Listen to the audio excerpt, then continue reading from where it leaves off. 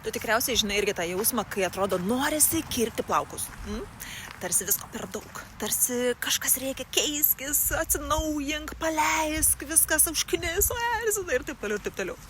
Bet labai dažnai visą tai būna ne apie plaukus.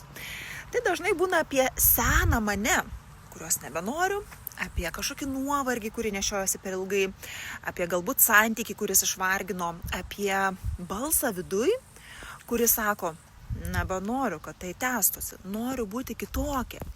Ir plaukai trukdo, bet labai dažnai jie tik simbolizuoja tai, ką tu nori paleisti.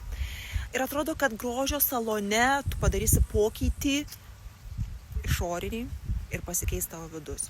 Bet tai yra tik lūkestis, tai yra tik mintis, nes iš tiesų pati gali sau užduoti tokį klausimą, nuo ko pavargau, nuo ko aš bėgu, ką atėjo laikas paleisti, su kuo atsisveikinti ir gal nereikės nei plaukų kirpti. Nes didžiausia transformacija įvyksta tikrai ne grožio salone, o tada, kai leidžiam sau būti nauja savo versija, net ir su ilgais plaukais.